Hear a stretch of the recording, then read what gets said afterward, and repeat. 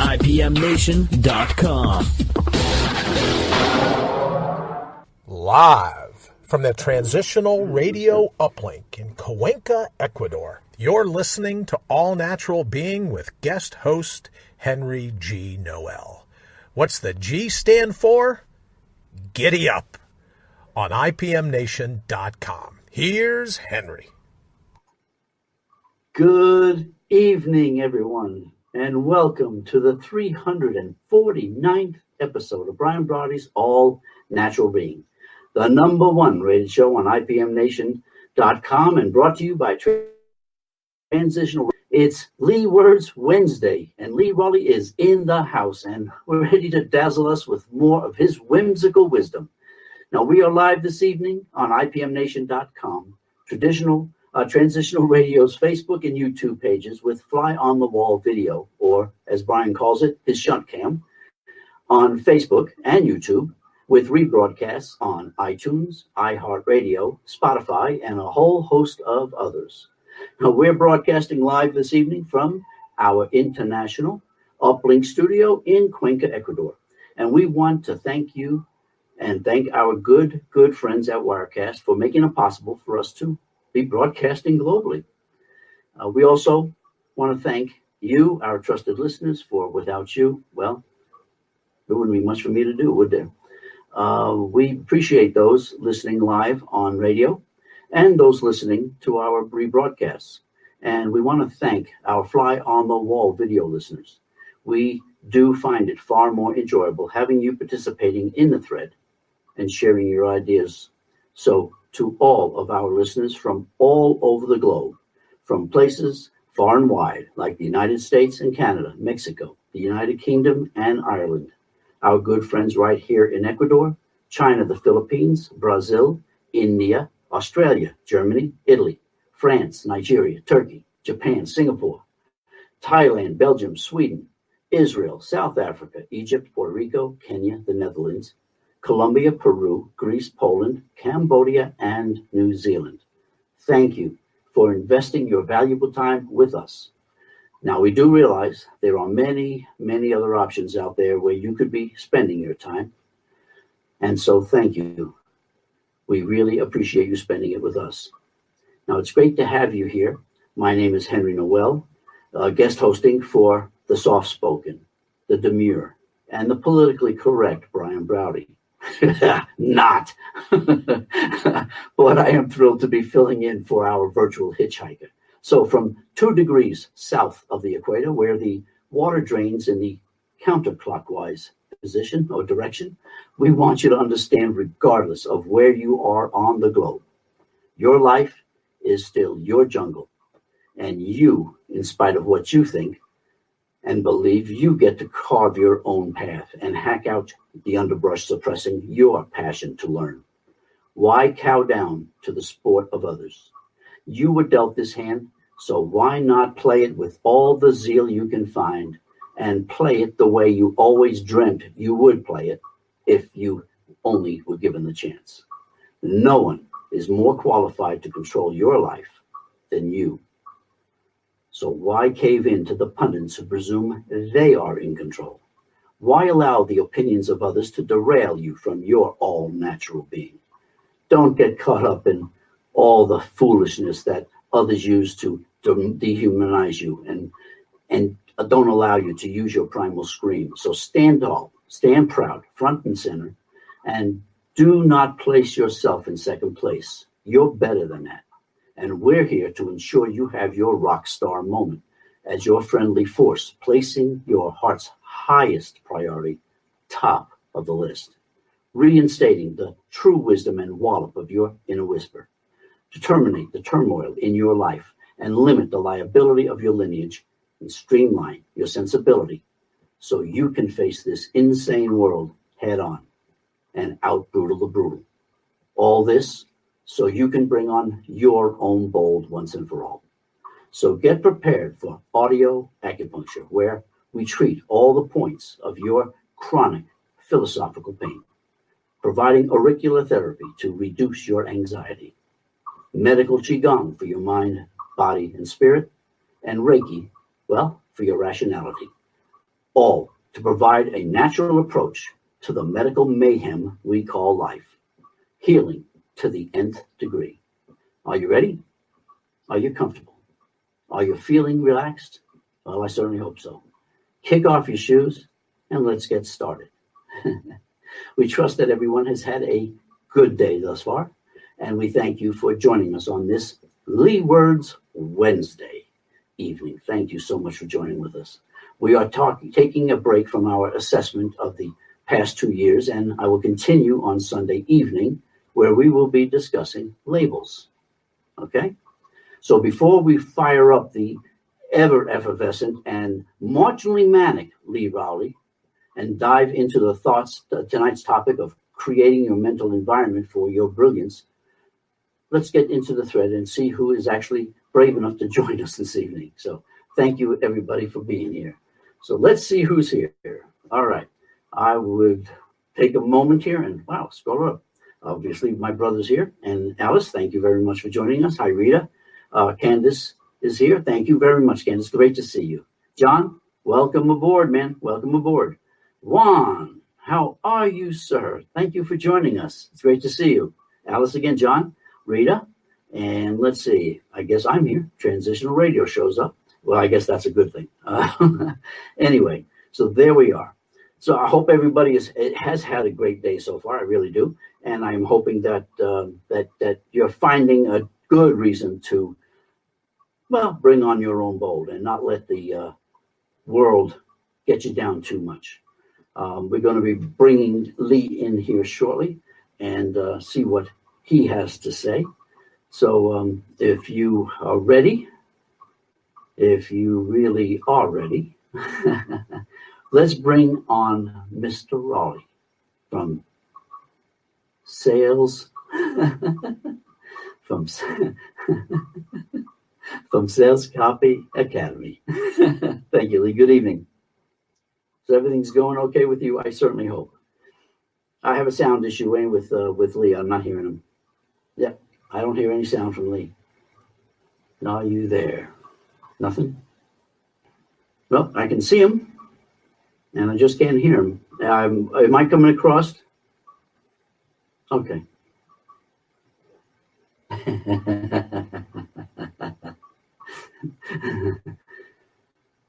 Yeah, okay, I'm going to keep going. Anyway, we'll try to get the sound for Lee as soon as it gets working. Please let me know.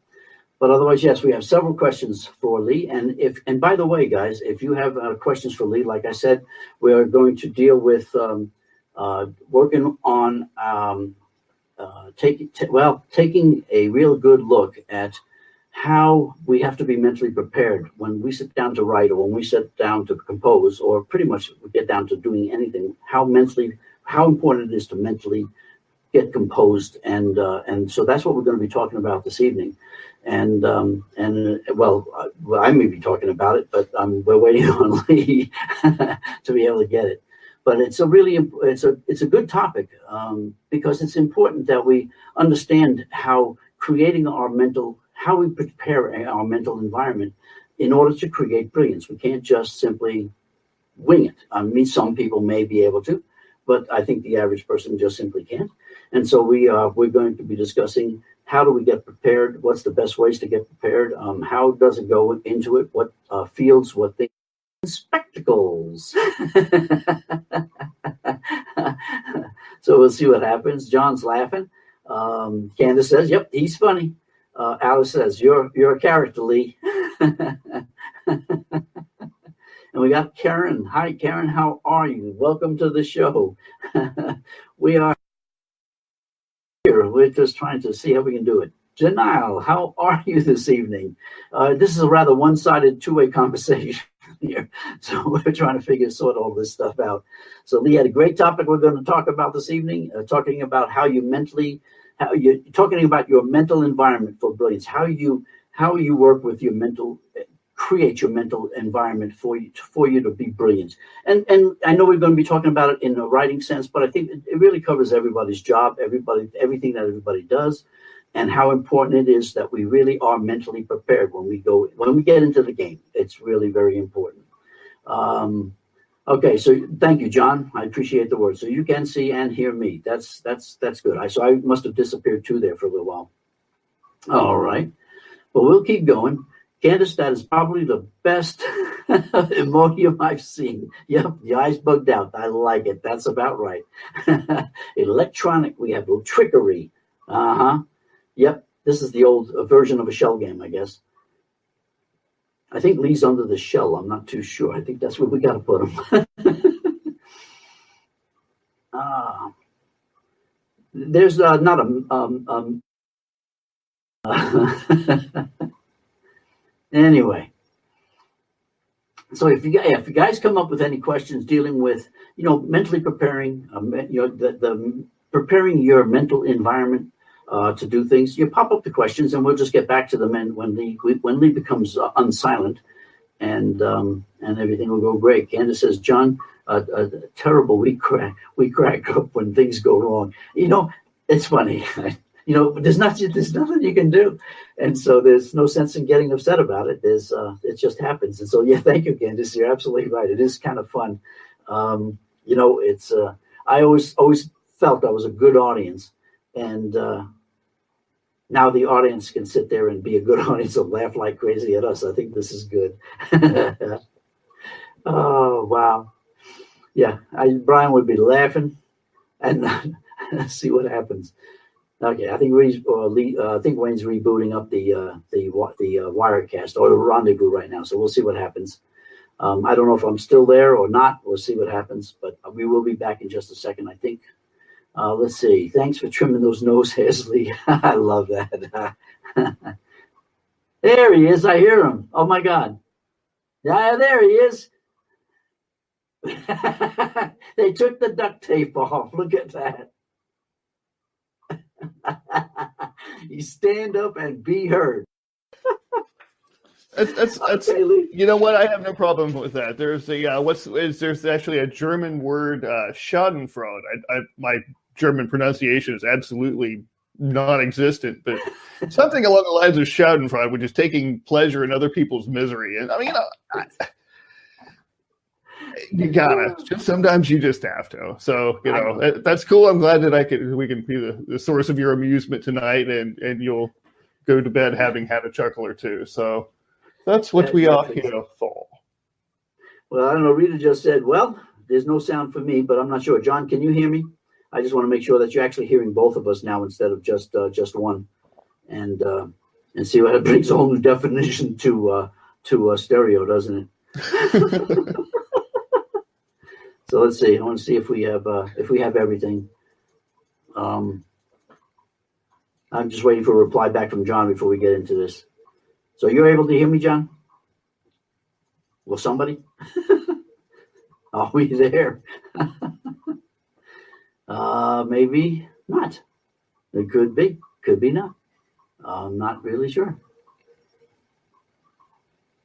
Both are good. Thank you, John. I appreciate that. All right. Well, Lee, we have kept you duct taped and hogtied and muzzled and hoodwinked and about every other thing. So now that you're free to talk, go at it, man. You got the time. I'm gonna go I'm gonna have some glass of water here while you go ahead, talk. So go ahead. That's great. Hand me the baton and Henry goes off to make a sandwich. Yeah. That's cool. I see how this works. Okay. Yeah. Now, go ahead and describe what it is. Yeah. First of all, hello, everybody. It's good to be able to finally say hello, and to you, Henry. It's good to. Yeah. I was going to ask you how the temperature is in there in Ecuador today. Is okay. Approaching our summer for us.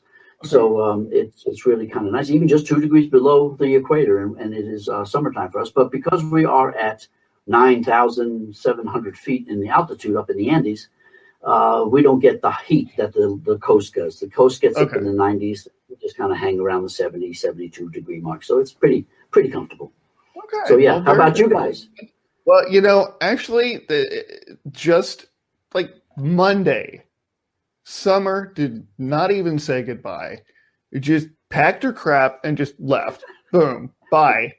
That's it. Oh, We're not really? even doing fall. We're going straight to winter. At least what I feel like is winter. Of course, anything under 40 is winter as far as I'm concerned. I just don't do cold stuff. I have low blood pressure and 3% body fat. Cold and I just do not get along all that well.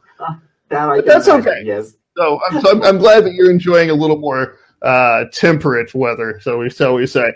So we're talking today about something that I actually suck at, and that is creating your mental environment for brilliance. People go on live radio all the time, live video, talking about things that they're absolutely great at, the things that they're just impeccable at. And I'm like, okay, this is something that I stink at. And, why not go on and talk about it?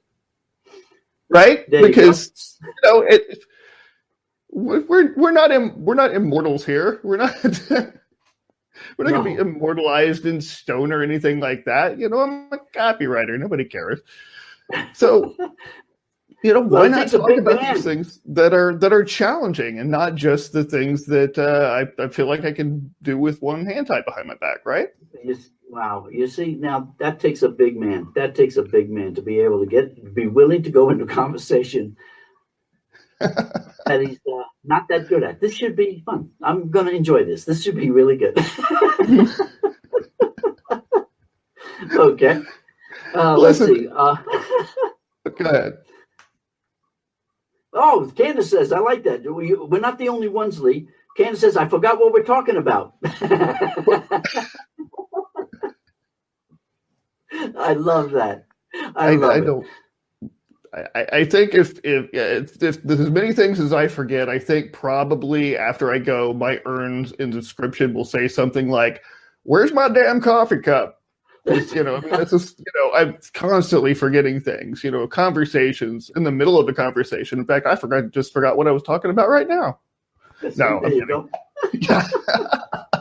Besides, talking about coffee cups, I love that horned mug that you have. That is fabulous. Oh, the Viking skull. Yeah, drinking from the skulls of your enemies, literally. Yeah. Exactly. Okay, I've got a question for you, Lee. I'm going to get into this and remind us what it's all about and see what happens. So tell me, we all know that athletes swear by being in the proper mental state before they get into a competition. And I know when Shane was on, and I was hoping he'd be on live tonight, but I think he's got family stuff going on. But when Shane was performing martial arts, I mean, I know he was really assuredly needed to be in the proper mental state, or he got his butt kicked. It was simply, you just had to be prepared. So is there a routine that you, Lee, use to get in the proper mental state to write what you write, to write brilliance? My routine is really nothing more than an amalgam of tricks that work for me. I would be loath to go on live radio or anywhere really and propose that I had a foolproof 7-step solution for getting into the mental state every time. Somebody might have that, but that's definitely not me. But I can talk about some of the things that I have used, and these are almost coping mechanisms for the creative mind, so to speak, because we expect ourselves to be able to be brilliant at a moment's notice and for extended period of time. Absolutely. Before you actually get into the things, I was reading a few days ago. The gentleman's name escapes me, but he was talking about how humans really can only do about 4 hours of what he calls deep work in a day.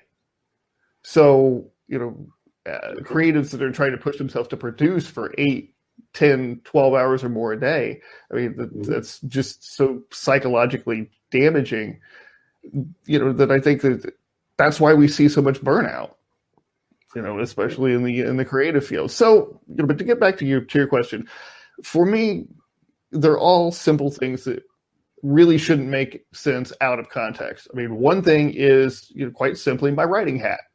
I have one particular hat that I wear when I'm writing and no other time. not to go to the mailbox, not to go to the store, anything, not even to just putz around the house. That's my writing hat. And when I have that hat on, boom, I'm writing. It doesn't make any sense. It's just, the hat itself, it's not a magic hat. It might be, I guess, but, I don't know if they have magic hat makers in Pakistan or wherever the heck it was sewn, but I don't, I'm thinking not, but just having that psychological trigger of being able to say, okay, when this thing's on my head, it's time to sit down and make big things happen on paper or on the screen. Actually, I don't know why I still say on paper, because I'm old. That's why. Right. I love it. Music's a good thing for that too. Yes. Music is one of the things I really, really rely on for writing, and really the genre what I'm writing dictates the genre. If I'm writing a sales page or an email sequence for a coach or a consultant who's kind of in that metaphysical zone, then I'm gonna throw on some Yanni or some George Winston or who's the old Kitaro. I don't know if anybody remembers him back from the 80s. He's a guy who was just really big in that new age music scene. I'll throw some of that on, and that lets me flip the switch to get into that mental state to write what I want to write. Now obviously if I'm writing something aggressive for a network marketing client or something like that, then I'm going to go for more of the Pantera, rip your face off stuff. But hey, to each their own, right? Exactly. Okay, I'll go jump back in here. I want to say hi to Maria. I appreciate you joining us. Thank you again. John says we won't get started on forgetting. He goes, I inherited a disease from my mom. LOL. She forgot her phone when it was in her hand. Yeah, I got that, John. I pretty much understand. Candace says, Lee, maybe writer's block. And then, bam, inspiration hits you. And John says, put on the old writing hat. Yeah. Interesting. A good idea. Mm-hmm. Well, which is funny because it's funny how we talked about, rowing in opposite directions in the same boat. And, and so you lead right into it. And my second question to you was, that many athletes practice their mental preparedness virtually like a superstitious ritual. And so I said, can some methods of preparing to get into the proper mental state cross over into being superstitious rituals, like wearing the same socks, or in your case, wearing a hat, or not wearing underwear? I mean, now, you don't have to get descriptive, and we'll stay with the hat. And, and we don't need to paint any mental images here. So, no. But can the superstitious side show up when you are trying to mental up? Oh, absolutely. Especially if you try to go without it. I actually did not take my writing hat with me when we went on vacation the last time, and I had a heck of a time. It took. I found other things to cope with that, and still got the work done that I needed to do. But especially just getting started, priming the pump, so to speak. Is what we're talking here, because I for me, when the creativity starts flowing, then there comes that primed point where you go, all right, I got it, let's go. But just getting to that point, getting the first 50 or 100 words on the screen, can be an all-day event sometimes if you let it. Or at least for me, it is. Sort of like our sound issue tonight, right? Right. Right. And I've always been fascinated by, how it is that we're getting in our own way, because really that's all it is. Like I say, there's nothing magic about putting a certain hat on that changes, what's going on in my brain, and yet it does, because it's a trigger. Let's say another thing I use one is and if you just go to online-stopwatch.com, it's just that's really all it is. I set it for an hour, and boy, it can be a street fight to hit that start button. But once I hit the start button, then I'm like, okay, that's it. We're going now. I love it. Just go until the timer hits zero. That makes total sense. It really does. Mm-hmm. It's funny. We cover the things that you do to bring on your own boat, so to speak, mm-hmm. And because of the seriousness of what you do and the cost as a result, if you don't bring your A game, how do how do you mental up during the times when you see a project going south?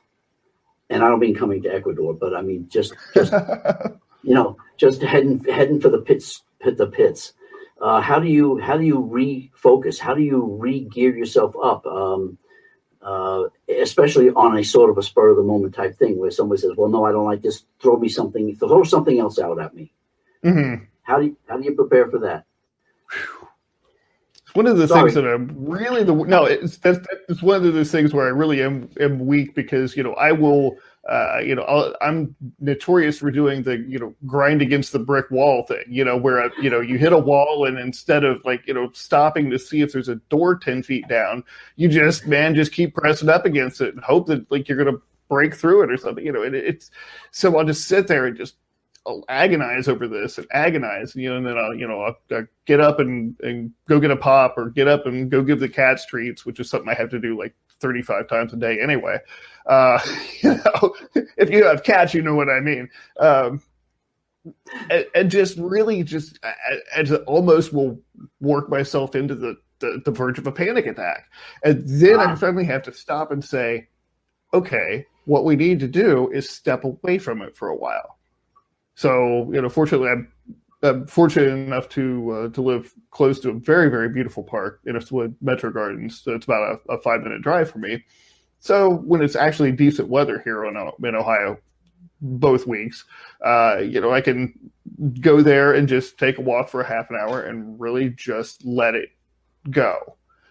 Because that's really becomes that fear builds up. That fear builds up of wait, what if I'm not good enough? What if I can't pull this out? What if I can't? What if?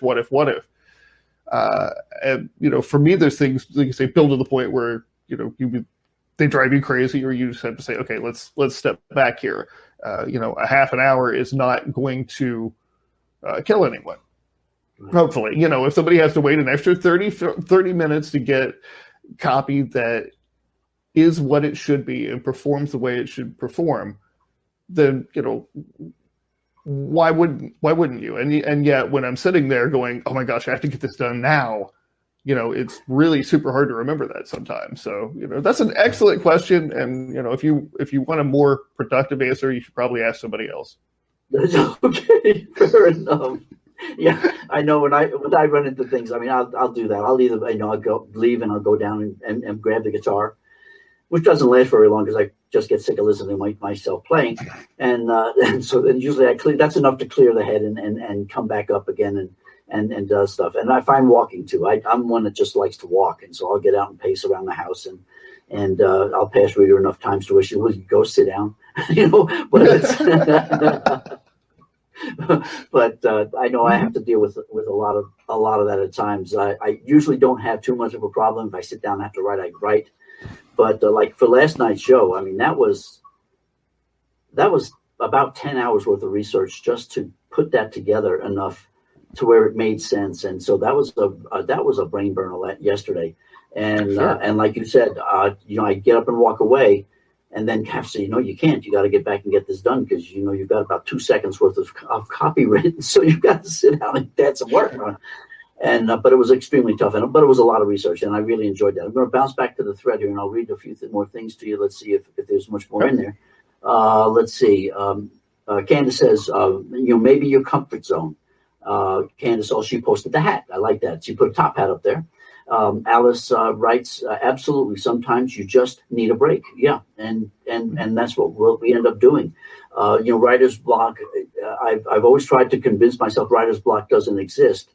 And for the most part, it really doesn't. It's once you can formulate the idea that you want, you can pretty much run with it. To me, it's just that's the initial to get started.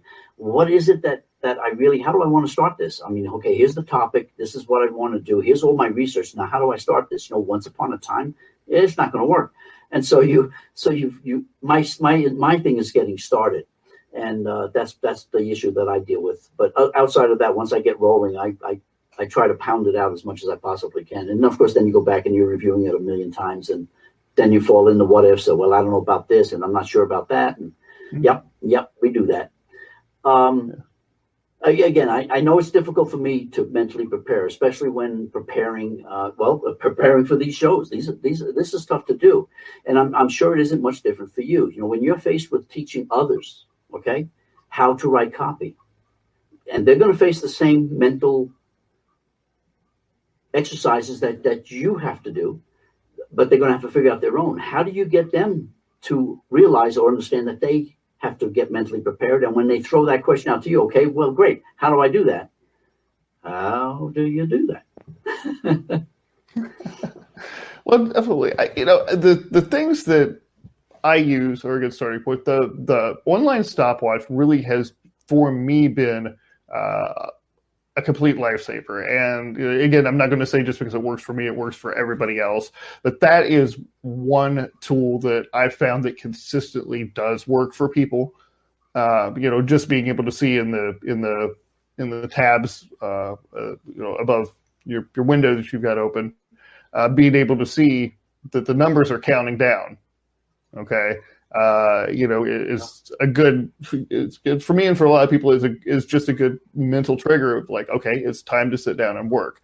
I always recommend that people use headphones when they're writing, even if they're not headphones or earplugs, even if they're not listening to music. Which, again, going back to that, I'm almost always listening to some sort of music when I'm writing. But it's a way to mentally block out, because 90% of writer's block for me is eliminating the distractions. Kind of like putting blinders on a horse.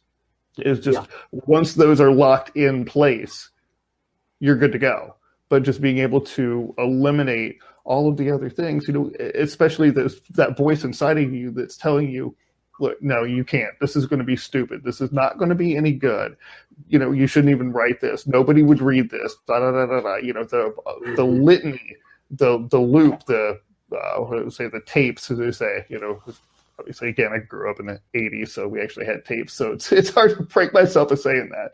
But there's narratives that run through that almost freeze you. Freeze, not free. Almost freezes you, into a state where you can't start putting words on the page. Yeah. Yep. Yeah. So, yep. Yeah, realistically, it's that. And, again, going back and being able to allow people or give people permission to take those breaks, because that's important for them too. As Brian talks about in writing, the power being in the pauses. And, I believe that's true. In another sense, the power is in the pauses, and you're not really generating your best ideas when you're writing. You're generating your best ideas when you're not thinking about it. So, yeah. Very good.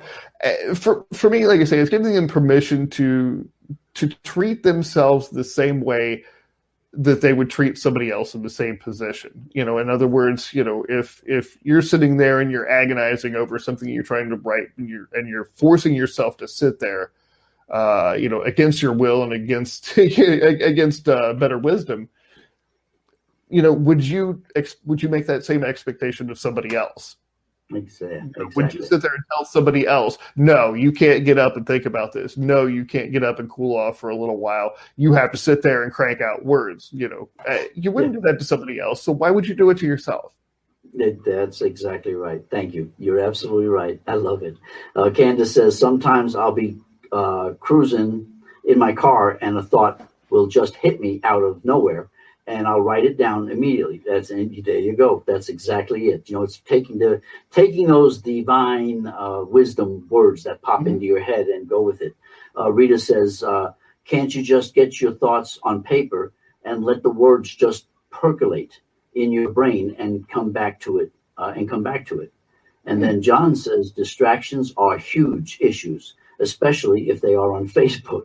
It's a Facebook loop geared to keep you engaged. Oh, yeah, there you go. Yeah, absolutely right, John. Yep, there you go. Yeah. So yeah, there's some great observations there, and thank you for those, because it is absolutely right. We don't, we associate this, this preparing, this mental stuff. It's so easy to deal with it with athletes because it is so obvious.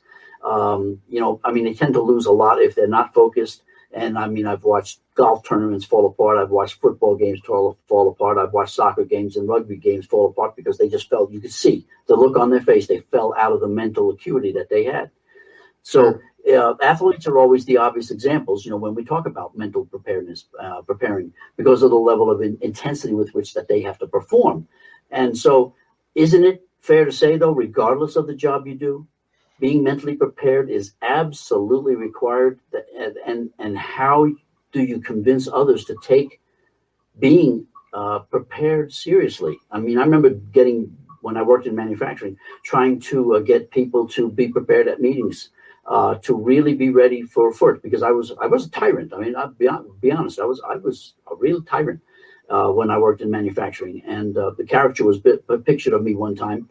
We had a hold list and of parts to build a rocket, and they'd be stuck in quality control, or they'd be stuck in design, or they were stuck in engineering. And so there's this caricature of me with a shotgun in my hand, and I'm saying, it's held for what? And and so, I mean, I was terrible. I was really terrible. But I think it brings up the point, though, about no matter what you do, whether it's a job, whether it's a hobby, whether it's whatever you're doing, being mentally prepared for what it is that you're doing. Your point, your views. If you want something deeply enough and you are fully aware of the benefits of it, you'll find a way to do it. I mean, that's really all it is. I mean, you look, how many courses are there out there on everything from how to build a business to, how to, invest in real estate, to how to do this, how to do that. And these things sell millions and millions and millions of dollars every year. I mean, I know because I work with some of the marketers who sell these things. Okay, so I see their numbers. I know what kind of cash they're raking in, and it's pretty impressive sometimes. But how many of those things do you ever think get finished? I mean, you're talking about somewhere in the neighborhood of a 92% incomplete rate. If you were, and that's just the data that we can get. We don't know because there's so many courses out there that people take in, that are offered individually and that are offered through places like Udemy, things like that, where people have this opportunity to do something and to grow and to better themselves. And they get excited and go, yeah, I want this. And then they get into chapter 1 or chapter 2 or module 1. And then suddenly that enthusiasm starts to wane. And usually that's because people are not looking at the big long-term benefit. I always talk about how we're so conditioned now to look for the immediate gratification. We're at the point where, a drive-through is not fast enough now. We're going to have 2 drive-throughs so we can shove people through and get them their hamburgers in 49 seconds instead of 51 seconds. So there's that whole instant gratification mentality, and that makes it almost impossible to communicate the value of being mentally prepared. If a person is not willing to embrace the long-term value of it, then, they're probably not going to do the work to get there. So, for me, it's about being able to keep those benefits in focus, both working for myself and helping my clients create their own copy as well. Very good. Thank you. Rita sings out. Well, you probably don't know, but Rita sings alto in the Cuenca International Chorale Singers, and she's emphatic about practicing. And I watch her psych herself up for performances, and I mean it's impressive to watch. But when you've mentally prepared yourself to write copy, and that's all complete, okay? How do you re-mental yourself up to present what you've written, and then keep yourself mentally up when, depending on the feedback that you're getting back and forth from your clients? Okay. Well, when I am given the time, and this depends on the client and their schedule, I like to actually get to go through and test the copy out, to actually put it up on a page and, run some traffic to it and just see what happens. Because for me, I'm always about the proofs in the numbers. Okay, let the numbers dictate. Something Brian and I were talking about earlier today. You've probably heard him say that too. Let the numbers dictate, right? But it's there have been so many times where I have just like not been all that proud of something that I've written, and we go and we test it, and it goes like gangbusters. Conversely, there have been times where I've finished a piece of copy and I'm just putting my feet up on the coffee table and going, man, I hate to pat myself on the back, but come on, let's just have it, right? This was good. I am brilliant, yeah. And then 2 days later, the client's coming back to me going, "What were you thinking?" This is like total cricket. So really for me, the testing of it, is that refocusing. As far as getting feedback from the clients, I'm a real pain in the butt about that. I'll be totally honest with you, because I'll tell you why.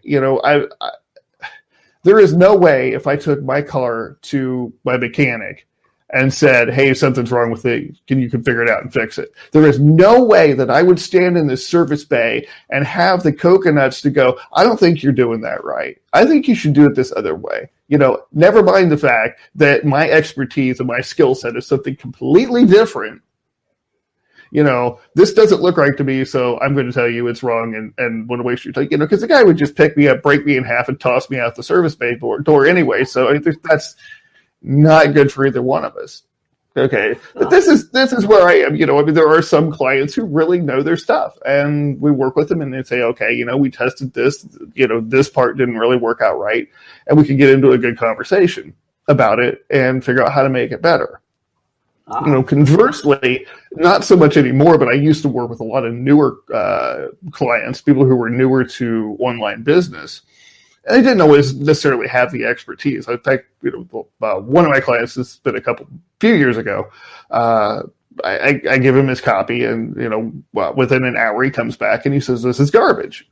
I'm just like, what do you think's wrong with it? He says, "Well, the whole thing's garbage." And he said, "I gave it to my girlfriend. She read it and she says it sucks. So it's garbage. I want my money back. I can't believe I ever hired you. You were the worst copywriter I've ever seen in my life. I hope you go die in a fire." So I'm like, wow, okay. I say, look, okay, far be it from me to ask here, but your girlfriend, who is such an authority on marketing copy, what exactly does she do for a living?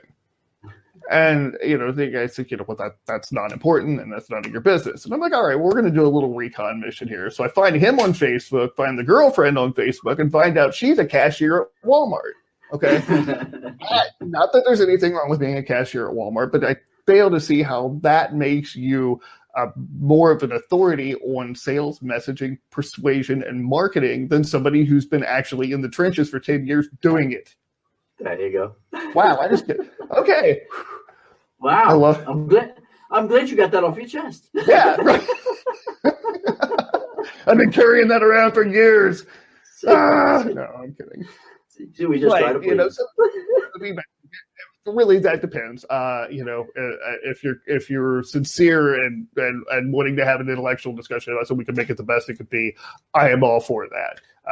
If you're coming at me with a rectoencranial infarction and you have no idea what you're talking about, I'm probably just going to kick you in the pants and send you on your way.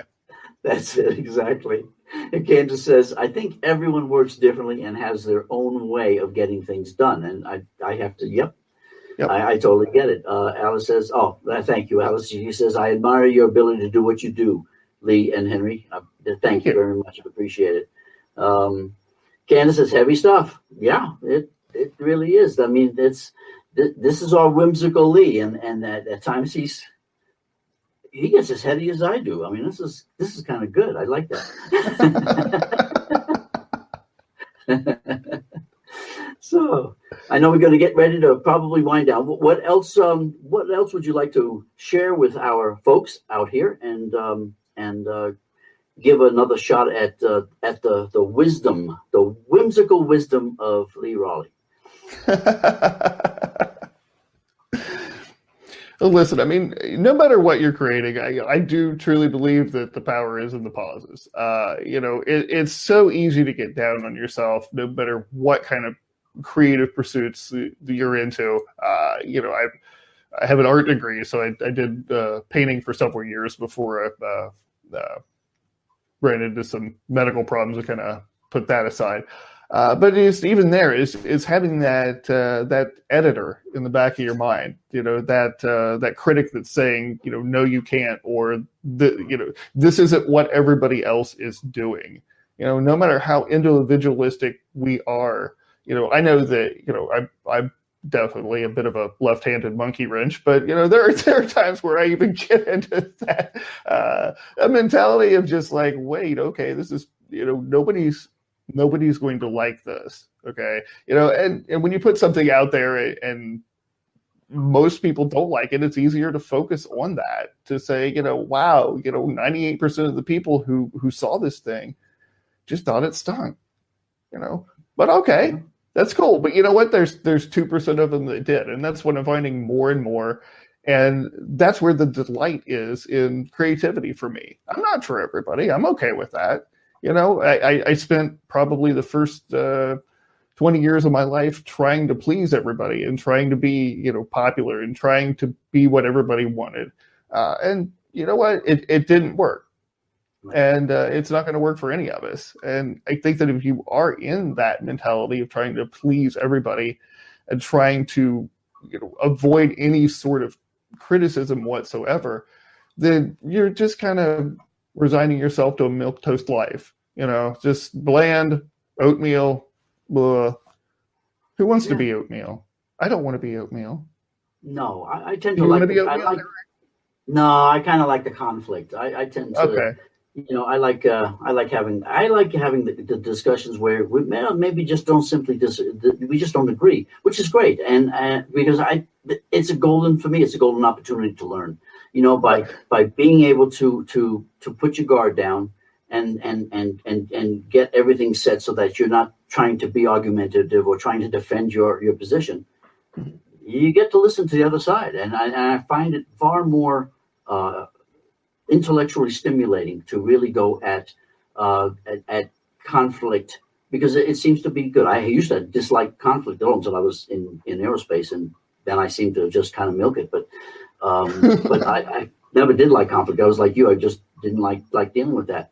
Then it became almost a nature. It was expected of you with the job title, and then then you get to be a little bit more mature with it, and then you learn, back down and learn. When I mentioned the thing about us, being getting heady here, and Candace had said heavy stuff, and then so she goes, yep, I can see the pattern. So that's cute. She sees the similarity. Alice says whimsical, definitely, and I love it. That's cool. Rita says the power of the positive. You rock, Lee. Steve, hello, Steve. How are you? Wow. Well, nobody likes oatmeal. Yep, Steve, you got it. Nobody likes oatmeal. Not now. Not in this day and age. It's a little bit too expected, I think, now. So it's kind of fun to be up there and just do what you want to do and say what you need to say, and then be prepared to eat your words and learn a little bit from it. So it really works well. Absolutely. Yuli, I think. I love Wednesdays. I love having you on. You're a lot of fun. You really are. And I really enjoy it. And so I really do appreciate this. And thank you. I hope that everybody gets as much thrill out of this and gets as much enjoyment out of this as I do. Let's see. John says, know when to blaze your own path and when to take the proven path. Ooh, very good, John. Wow. Thank you. Nice. Man. Talking about getting heady here. What is words this? of wisdom, right? That's it. That's it. John's going to have to sit in the seat here for a while. That was pretty heady, John. Thank you. I like that. We'll see if we can get three people in the call. You guys can be intellectual, and I'll just kind of be the court jester. I'll do the comic relief or something. Right? A few pratfalls here and there. No, you're going to put Brian out of a job. That's not going to happen. No. He's got his own brand of weird. you know, that's what I say. Absolutely. You know, I love weird people. You do you, baby. You know. Exactly. Well, Lee, I thank you very much. I really did enjoy this Thank evening you. I again. appreciate that. It's always great to agree again. Everybody who's still listening, thank you for putting up with me yet again. I hope you booked your appointment with the therapist because you're doing this willingly. You know that, right? Yeah. You know, masochism, is that what it falls under? Is that what it is? Hey, Self-abuse. That's it. And by the way, if anybody out there is setting up an appointment for their therapist, throw me in there too. I could probably use it too. Let's see. Candace says really heavy John. That he's funny. Yeah, that's true. Drita says, is that like know when to hold them and know when to fold them? There you go. John says, Lee, you'd make a great gesture. Great jester. Too funny. That's great. Thank you. Jesters usually end up getting killed, though, don't they? When the king don't laugh, yeah. When the king doesn't laugh, it's usually not a good sign. But it's like you're doing acupuncture on an emperor, and he doesn't get better. It doesn't go well for the acupuncture, so it doesn't go well with the jester either. Yeah. Okay. It sounds like that's going to be a little high pressure for me.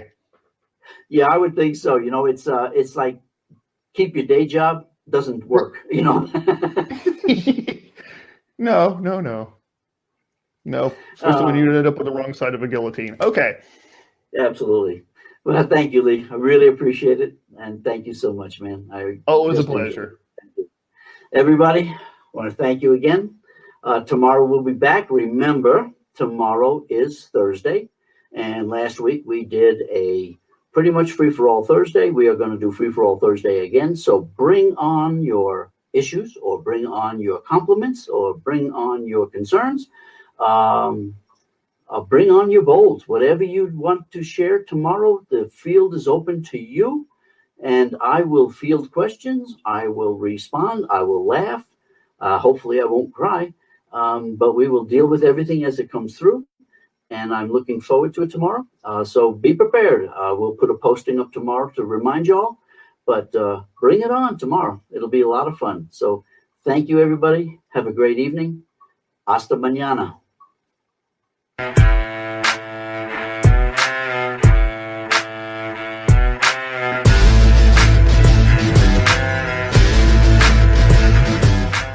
IPMNation.com.